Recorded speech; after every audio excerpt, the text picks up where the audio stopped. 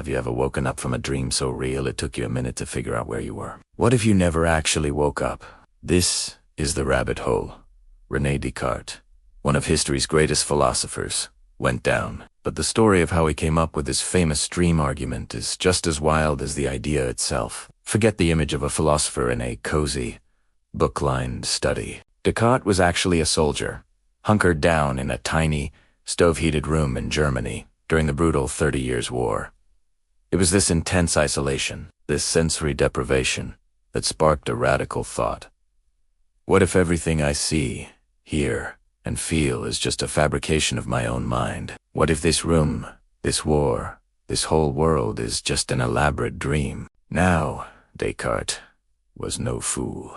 He knew dreams had to get their material from somewhere. He used a brilliant analogy. The painter. A painter might create a fantastical mermaid, but they're just combining real things they've already seen: a woman and a fish. In the same way, our dreams are like collages of waking reality. This led him to a fascinating conclusion. Maybe complex sciences like physics are part of the dream, since they deal with things we see.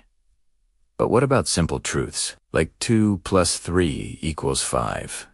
Could you dream that's false? This is where it gets really interesting. To doubt even math, Descartes had to invent a powerful new idea: the evil genius. Imagine a super-intelligent, malicious being whose only goal is to deceive you about everything, even the most basic truths. It's a terrifying thought, and it raises the stakes of skepticism to the absolute maximum. If all this sounds familiar, it should. Descartes' dream argument is basically the philosophical grandfather of movies like The Matrix and modern ideas like the simulation hypothesis. Where Descartes worried about a dream, today we worry about living in a super-advanced computer simulation. The core anxiety is identical: the terrifying possibility that we co-entrust our own senses to tell us what's real. But here's the crucial point.